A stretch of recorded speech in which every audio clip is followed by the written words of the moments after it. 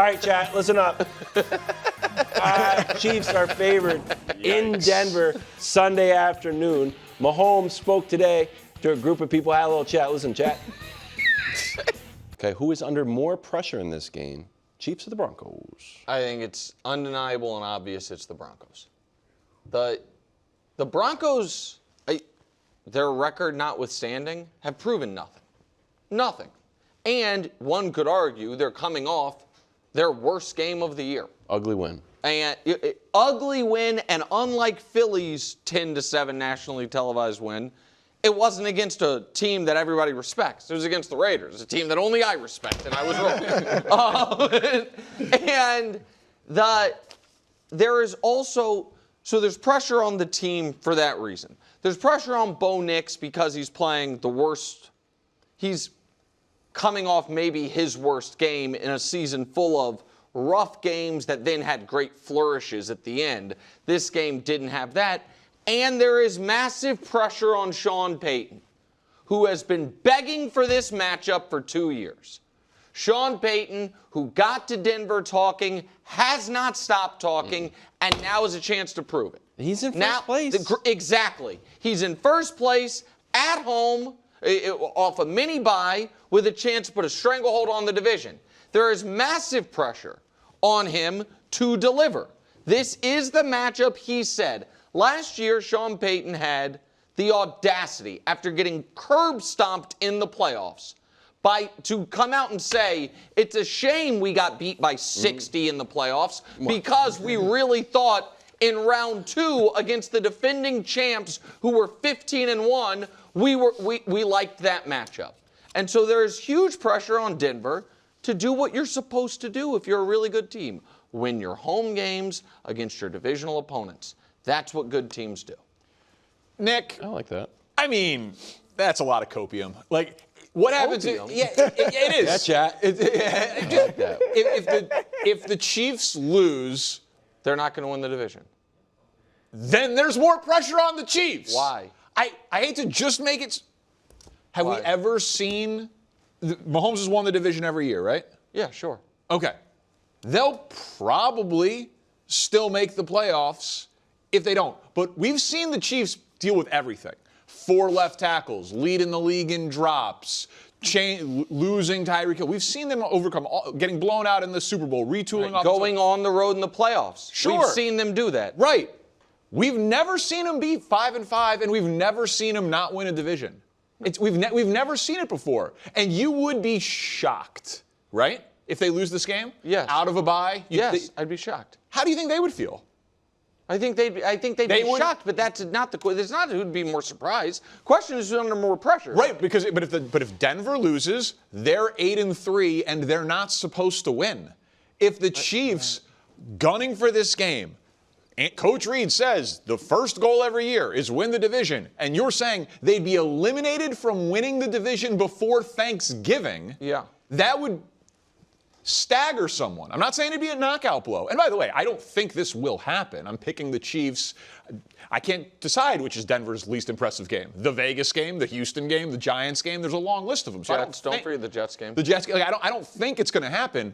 But if the Chiefs lose, it is a staggering result. Maybe the most surprising to date in this NFL season. So they can't have that happen. I'm completely in agreement with Danny.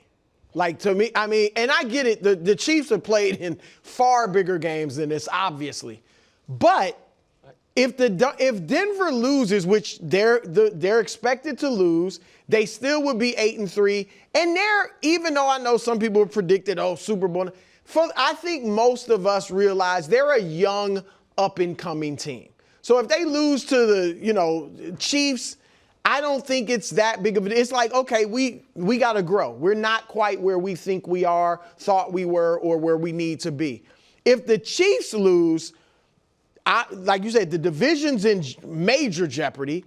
I actually think, and I have not this year thought they might not make the playoffs, and I still would think they would make the playoffs, but the playoffs really become kind of in question. Well, then you got to believe in the Jags. If they fall to 5-5, it's not like the Ravens being 4-5 or 5-5 because they're division. Correct. Like, I think the Chiefs would be in some jeopardy for the first time this year of actually, are they going to make the playoffs? Beyond Nick, it telling us they're not where we thought they were. A few weeks ago, all of us were like, oh, they're back. They're the best team in the league, certainly in the AFC. If they lose this will be their third game. I'm not even trying to get into tackle the tide. Yeah, but it would be their third loss since then. And to Jacksonville, Buffalo, we can kind of excuse. But still, now they got all their players for the most part. Yeah. It would be no excuse. It would just be like, are they really not as good as they've been in the past few years? So that might all very well be true. The reason I would not be worried about the playoffs is because you're right, they don't have the divisional path like that Baltimore has. But in order for the Chiefs to miss the playoffs, essentially what that means is either the AFC North's got to get 2, which seems impossible, or Jacksonville's got to get in. And the way they're playing right now, that seems impossible. So I would not be worried. Houston's starting to come. I mean, but again, obviously, that's I think the Chiefs are. Yeah, and so yes. But the Chiefs would also seem to be in jeopardy of losing a few more games if they lose this game off a bye. I agree with that, but it is what you said at the beginning is, I think, the most important point for this question. There is never, if you have an instance where, for the collection of players that matter on the Chiefs, this is somewhere from the 17th to the 30th biggest game they've played in. And for the collection of players on the Broncos, this is either the first or the second biggest game they've ever played in. There is more pressure on that group. And we are saying the Chiefs are expected to win because and Vegas is, because we don't respect the Broncos as an 8-win team. Vegas does not respect the Broncos as an 8-win team. The Broncos themselves don't expect them to lose to the Chiefs in Denver. The Broncos are not like, okay, yeah, we're kind of fake. So they have, but if they lose this game, then all of a sudden, while we're talking about what's wrong with Kansas City, come Monday morning, the Broncos, after all of these miracle wins, are sitting at 3 losses, and the Chiefs, after some awful start to the season, are sitting at 4. And the Chiefs have won the one head-to-head matchup. Like, this is, to me, the Chiefs have to win this game, in my opinion, in order to win the division, but I don't think they have to win the division in order to win the AFC. The Broncos, this is a must-win game for them also to win the division. And because of what I think it will say about what we expect the matchup in Arrowhead to look like, what we expect their next matchup with Danny's Chargers to look like, and what the rest of the road looks like. So if Denver loses, we can justify it. They got a quarterback that's struggling. They're not as good as the Chiefs. If the Chiefs lose, what's the justification? The justification. Denver's defense is too good. The justification, but I mean, that Denver is actually a really good team. Yeah. A really good team despite their quarterback. And the Chiefs aren't as good as we thought they were. And that the Chiefs are not yet. You know what? Here's new answer. New answer. Love new that. Answer. That's already a win for Bruno. No, new answer. Under more pressure, Chiefs or Broncos? Broncos. Under the most pressure, the brand equity of the tackle that turned the tide. Oh, that would be out. If they lose this game, if they lose this game, no, they would be 5-3 since then. T3 man. They were but it would hurt. It would be the tackle that turned. It wouldn't be gone. It'll never be gone. Would be gone. It's a moment in time. It would be nice. Oh, that was cute. It was nice. It turned the tide. Didn't mean anything. It was actually a T3 man. Turn our attention to Jordan Love. Didn't play great. Stats weren't great, and I know you've seen just the regular stats, but it's time to see some cool stats. It's time for packed stats. Danny, what do you have in store for us in this week's edition, chat? Wilds. Chat, not cool. Stats, very cool. Might be the opposite. I only bring the coolest stats in my briefcase. We gotta stop it. I can't. Once I get going. Jordan Love's inconsistency is hurting the Packers. We know that.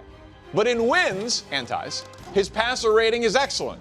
Say what you will about passer rating. In losses, it's 78.3. You're like, okay, put that in some context. The gap between passer rating and wins and losses is the 5th most in the NFL.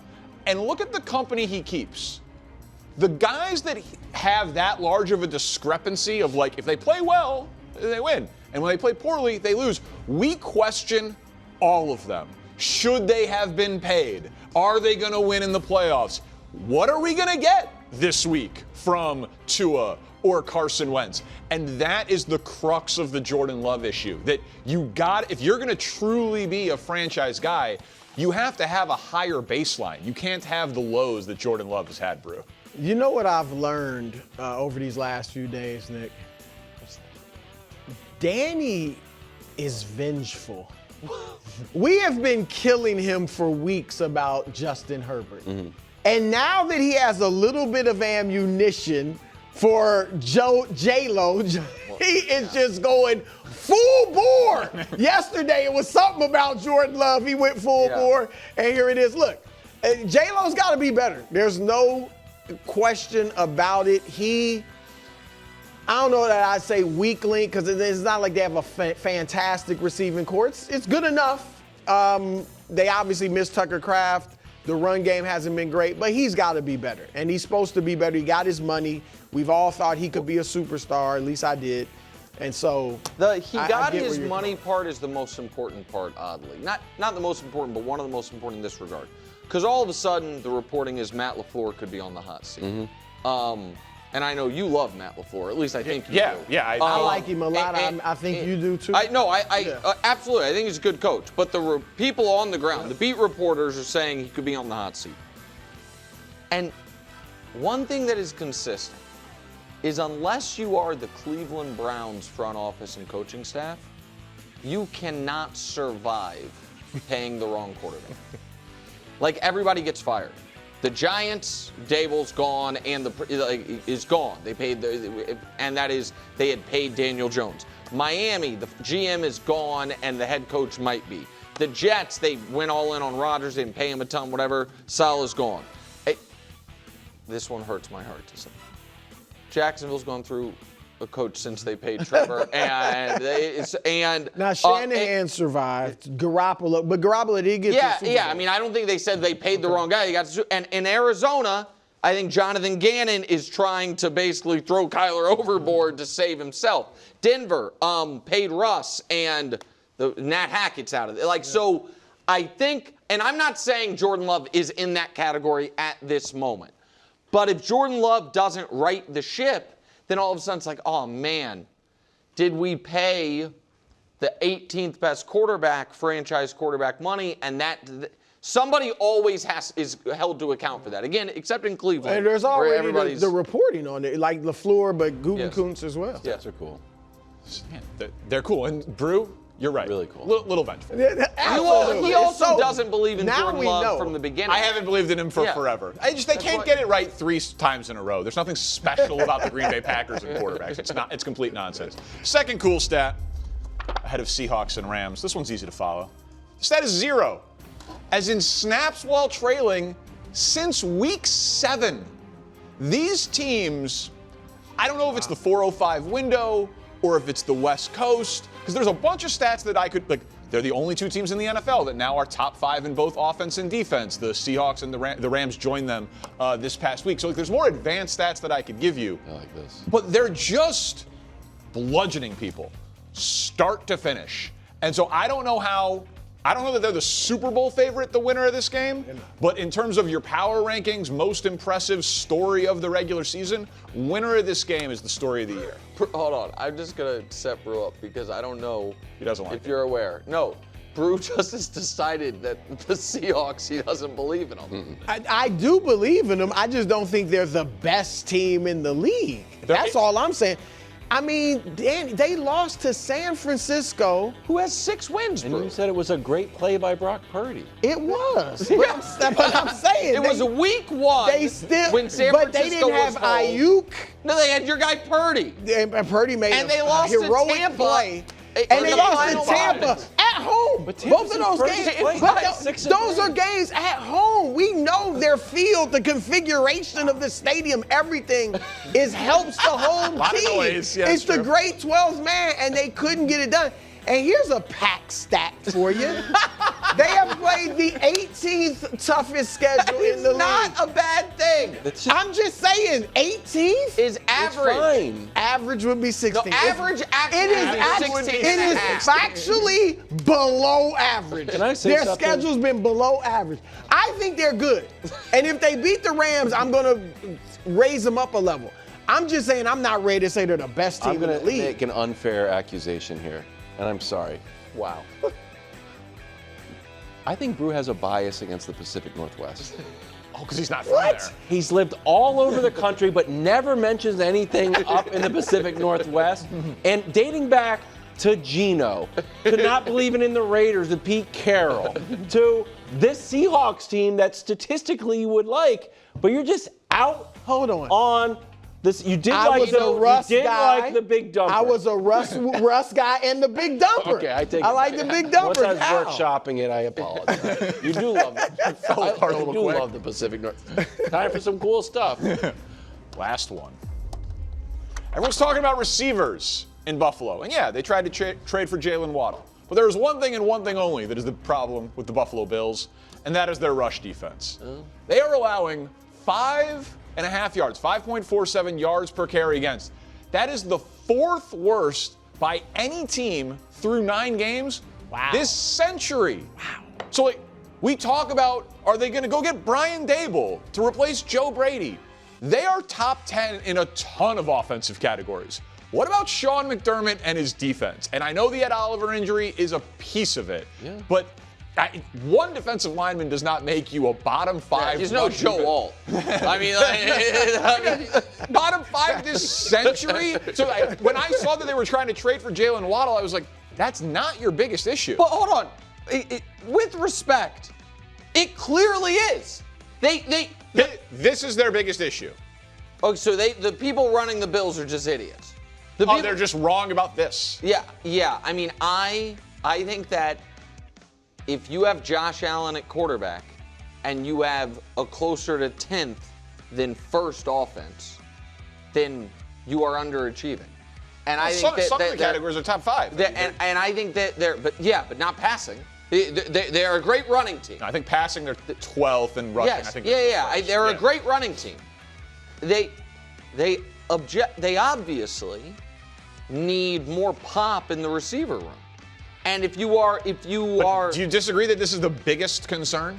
If you're giving up 5.5 yards per carry, that's a lot. You can't be just that. carry it twice as first down. good math. What I think is that if you're Buffalo, your path to the Super Bowl, and I think you would agree with this, is going to go through Josh Allen's right arm. And that becoming marginally better in run defense would not be as valuable, and it seems like the team agrees with me, as becoming a super potent quick strike offense again, which they have gone away from. Now, Their defense has hurt them in the playoffs, though. the last correct, few years. but their adjusted kind of offensive identity certainly doesn't work with a bad defense. You know, of the Right. ball control. So they need to change one or the other. But I just think that Brandon Beane himself told us that they think they could have traded for Quentin Williams, or maybe they wouldn't trade within division. But they weren't going after the Quentin Williams type. They were going after Jalen Waddle. That's Chat, you know what struck me about this? If I was the Ravens, oh my. Ravens the beat the run? Ravens in the playoffs? We saw what happened in the first week. Henry ran for 190-something yards. I think that was cool. But their defense wasn't good at that point. Now, Well, T7, T7, post T7? Ravens were routed. Just a cool segment, dude. Thanks, man. That was cool. You had a good one too in there. So guys, this is such a crazy story because A.J. Brown can't help himself. Like he really cannot help himself. This is the 4th time when things have been going well for the Eagles that something weird has come up midweek. And just to fully contextualize this, we go all the way back to September 28th. Oh, we got receipts. Oh yeah. They beat the Bucks. They are 4-0. Bible verse season. If you're not welcome, not listen to quietly, withdraw. Don't make a scene, shrug your shoulders, and be on your way. Then, October 21st, they had just beaten the Vikings. They're 5-2. A.J. Brown had a monster game, by the way. Well, using me but not using me. 2 touchdowns wasn't enough. 120 yards.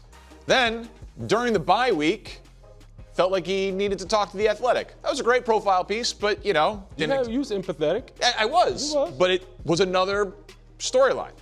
And then November 4th, they're 6-2, trade deadline time. Apparently there was enough noise that people had to come out and say he wasn't going to be traded.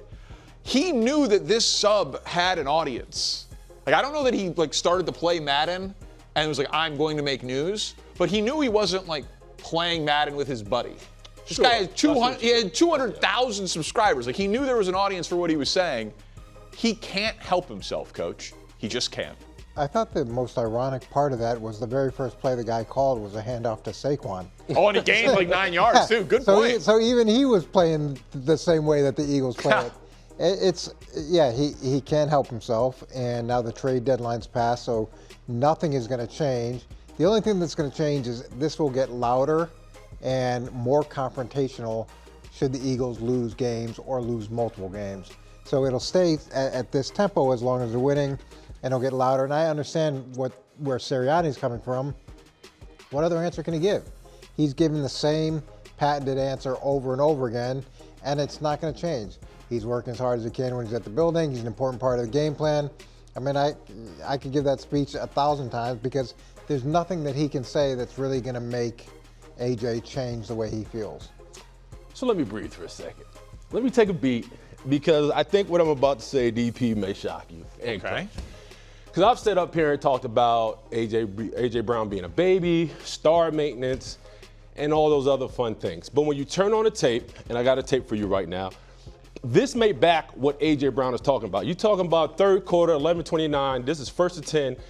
If we can replay, I know we're going to run it back, man. This is Jalen Hurts simply missing AJ Brown wide open screaming across the field. And I know he's getting pressured, but this is an easy dink and dunk situation. And this is what AJ Brown is talking about being usage. I'm wide open. That's him wide open, DP. Yeah, he's like, I shouldn't have 3 targets when I'm open like that. And this is a clean pocket in relative to the NFL standards. So I'm saying to myself, is AJ Brown crying or does he have a point? And when you turn on the film, he has a legit point.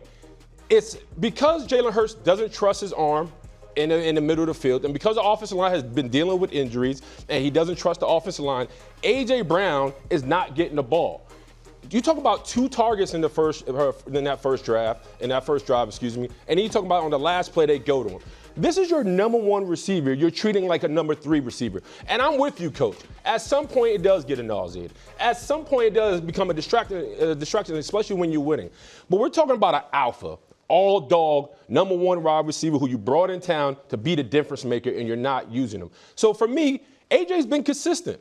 It's the Eagles and then Sirianni and everybody who's been inconsistent. Because either one day they're running the ball, the next day they're throwing the ball against Minnesota where they have the most production and they look like the best thing on the grass. But he wasn't happy after that either. But at the end of the day, he's not wrong. You gotta go to your star receiver because he's not. The tape doesn't lie to you. He is open. Versus man, they can't cover him. Versus zone, he's finding the holes. He's a big body target that they need answers to. That the Eagles need answers to, or at least getting him the ball reference. So I'm frustrated because I sat here and I've been hard on AJ Brown. I've been hard on him complaining. I've been hard on him being a me guy. When you turn on the tape, he's not being a me guy. He's a guy who's being misused and not being paid attention to. They got to start treating him like just a siren that's going off and answer the siren and let him be a factor in the offense. Well, the trajectory is going to be the same. So they moved him in Tennessee to Philadelphia, and he'll probably spend the rest of the year in Philly, and then Philly will probably move him as well, and then he'll go to another team, and he'll probably be there for a little while, and he'll get moved from there as well. And we saw it with Stephon Diggs. We see it with a lot of great receivers. You don't get rid of a great player just for the sake of getting rid of a great player. You get rid of a great player when the relationship becomes destructive and you can't find some common ground. Bill Parcells used to tell me that there's some relationships that are like a bucket with a hole in it. No matter how much water you put in it, it's always empty. And unfortunately, it kind of seems like this is the case where no matter what happens, unless he gets 10 receptions per game, every game, leads the league in receptions, and it doesn't matter whether they win or lose. Well, Coach, we're talking about mismanagement in this week 11. Well, right? I mean, this is a situation where he's not wrong for the complaints he's making. And if you're Nick Sirianni and whoever on that offensive staff, you turn on the tape, you're seeing your number one receiver wide open, but you want to give 50-50 balls to Smitty down the field. It doesn't make sense. Well, I mean, we could say that it's mismanagement because he's a really talented player. And he's open. That's why I'm saying it's mismanagement. Well, but the quarterback has a lot of things that he has to process. And if you want to say Jalen Hurts isn't the right guy for the job, you can say that too. Maybe he's not the right guy to work with AJ, but it's who they have. They're defending Super Bowl champions. They're playing consistently good football, and they've got a chance to repeat. And the only thing that's been disruptive all season long has been him. Isn't this a case where two things can be true? Meaning, A.J. Brown should be getting targeted more.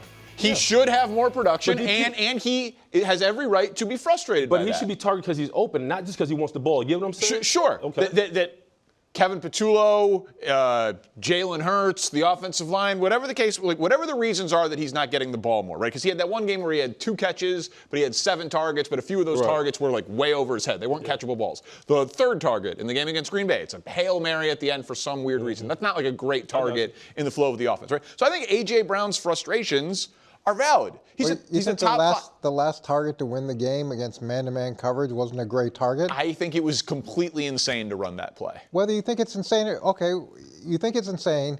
We've got a guy who's always open. He's uncoverable, but in the moment to win the game, you throw it to him, and that's a bad target. All right, fair enough. Fine. It was the perfect target. It was still his third target. I'm just saying we've got the greatest receiver in the history of the world running a route against man-to-man coverage. Why is that a bad target? I think it was a fine target. You're right. I think it was crazy that they even ran the play in the first place. But point conceded. I think it's also true, though, Willie, that this isn't how you handle it. Like, they have the cleanest path to being the 1 seed in the NFC. They have wins over the Chiefs and the Bucks and the Rams and the Cowboys and the Packers. Like, they're the defending champs who are probably going to be the 1 seed again, and he's complaining. DP, we've seen him do it both ways. We've seen him complain, and we've seen him read a book, and we've seen him be quiet. Nothing's worked. Hurt dogs holler. He's a hurt dog right now because he's watching his team win by 10 points. You know what I'm saying? Score only 10 points. They'll score only 10 points. So my point is, he's saying, man, if I'm targeted and I can make an impact, well, we're not in those type situations, then why am I not being used? I'm clearly here for a reason, and you're just choosing not to use me. But do you really think that there's a concerted effort to freeze him out of the game plan? I think Jalen Hurts right now is struggling to process when he's being bracketed and compared to one-on-one versus and when there's zone. There's times where you see Jalen Hurts, he's too impatient in the pocket, and there's times where A.J. Brown could be as big as a billboard, and he's simply not getting the ball. So I agree with you from that aspect that Jalen Hurts needs to be better, but at some point, somebody in that organization says, hey, we're not going to anybody else but our number 1 alpha receiver because he's open and the tape is showing you time after time. Whatever happened to keep it in-house? So you got to make a decision. Huh? Whatever happened to keep it in-house? We don't live in that world no more. Okay. We don't live in that world. Have it on. Shout out to Janky Rondo for the scoop. Janky Rondo. I mean, honestly, great journalism. It's a win for Janky. And a good play caller. Thanks for watching. Subscribe here to get more from the show and to check out clips from other shows on FS1.